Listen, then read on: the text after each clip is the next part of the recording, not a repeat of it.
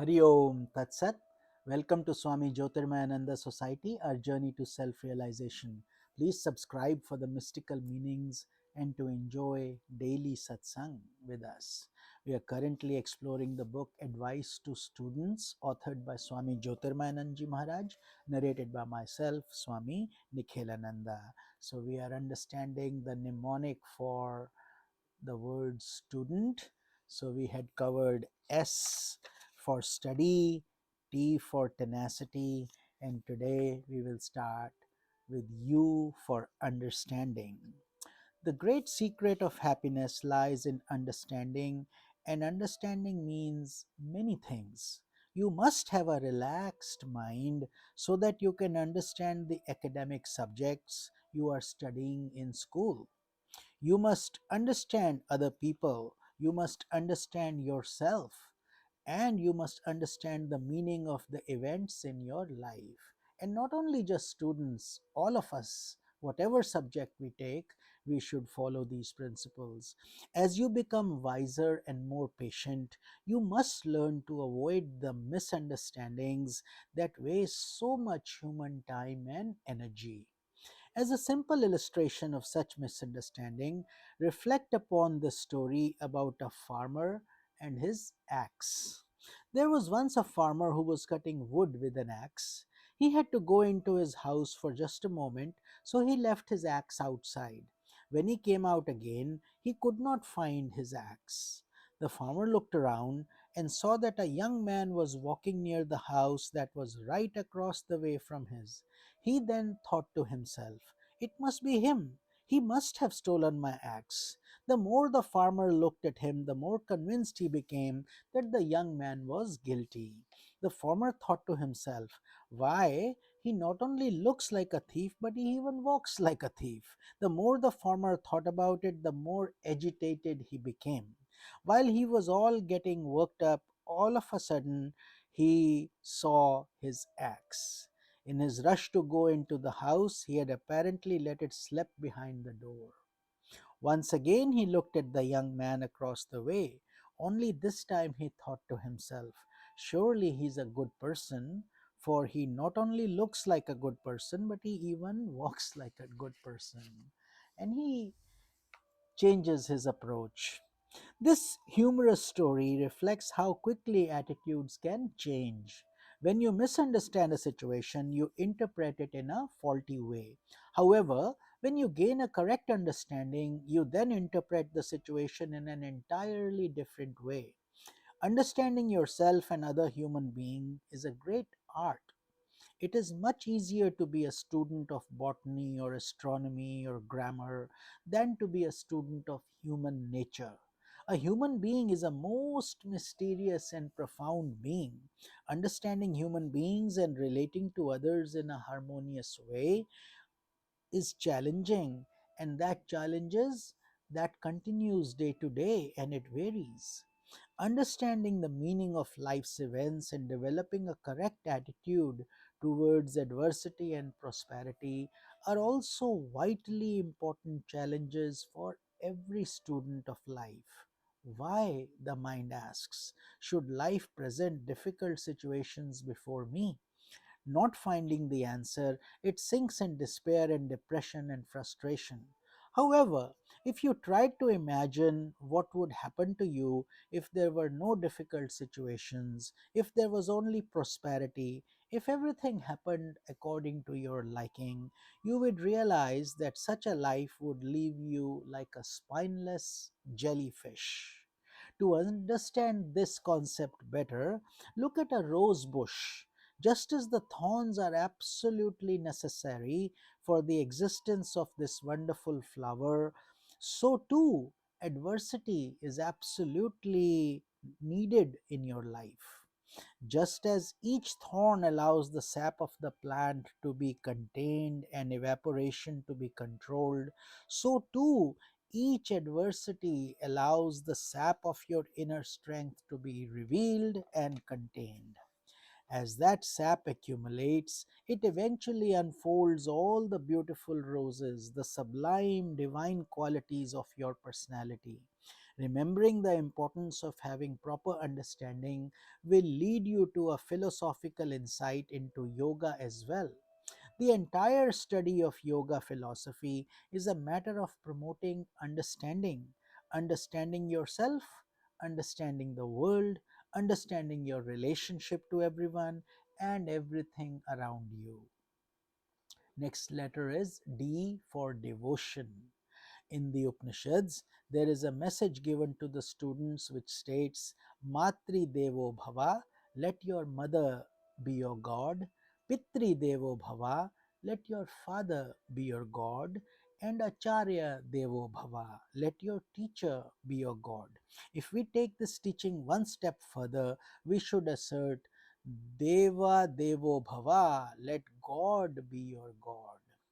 Although relating to God is your ultimate goal, you move towards Him in stages by developing divine love towards those closest to you in family and society. First is your mother and your father. Apart from loving them in the basic human way, you develop the spiritual feeling that God is working through them. They are instruments in God's plan. In the Vedic culture, when a child first wakes up in the morning, he goes to his parents. He touches the feet of his mother and she blesses him. He touches the feet of his father and he blesses him.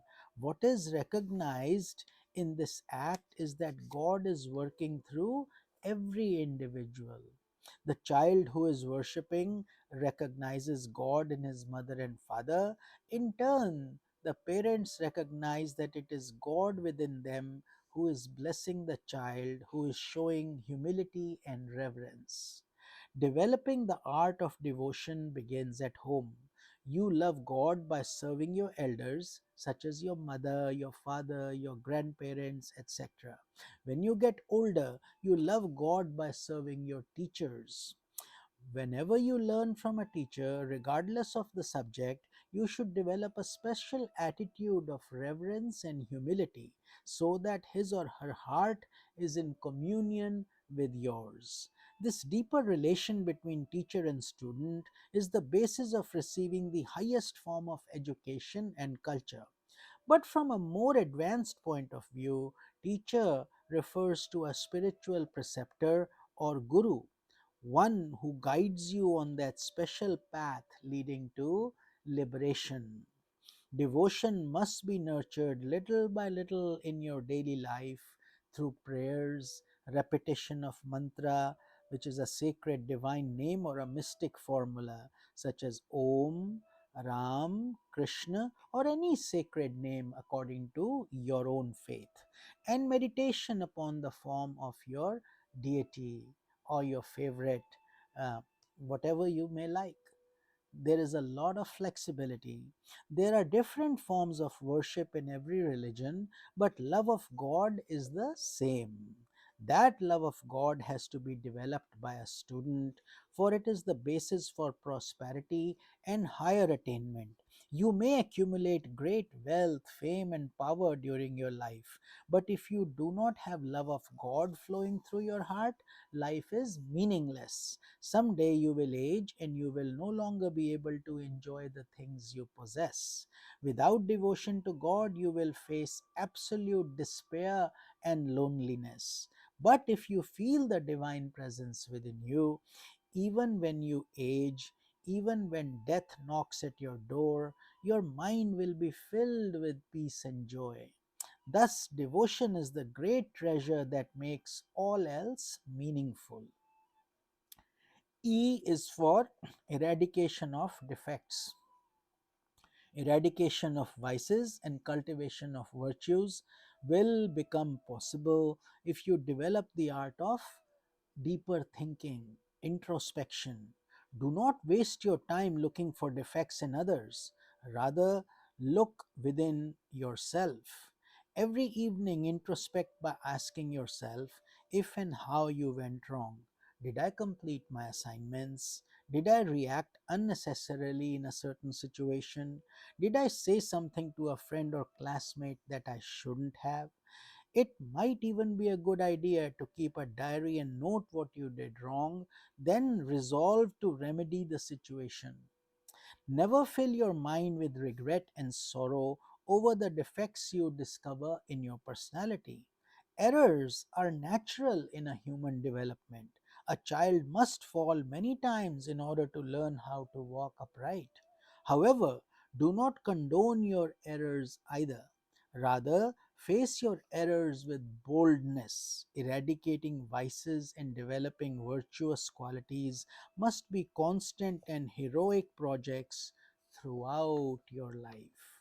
By introspecting, you will discover certain defects in your personality like irritability, jealousy, anger, etc., that tend to persist. There is an art of overcoming these defects. It does not require any form of deep psychoanalysis. Whether or not it is a result of the slap your mother gave you when you were 4 years old for breaking her favorite vase is not important. When and how you develop negative personality traits actually do not matter. What is important is that you learn the art of eradicating them. You must gradually understand that deep down your spirit is full of love, that within you is the all loving self. Every day, repeat to yourself the positive affirmation, I am growing in love, and try to manifest that growing magnanimity of your heart with the people around you. Think of sages and saints. How wonderful, loving, and kind they are. They resolve to be like them. That's what we should aspire for. Resolve to be like those uh, divine sages and saints. And they allow nothing to prevent you from attaining that goal. Once you aspire, then you can also become that. By emphasizing positive traits, you cause the negative ones to gradually vanish. Even if they persist, it doesn't matter, because negativity does not have any substantiality. It is the positive that is your innate nature. You are bliss personified. You just need to remember that more often. So, with this, we conclude our satsang for today, and we will continue the mnemonic for the term student, and then we will move on to other beautiful ideas in how should we lead a student life. This is Swami Nikhilananda. Hari Om Tat Sat.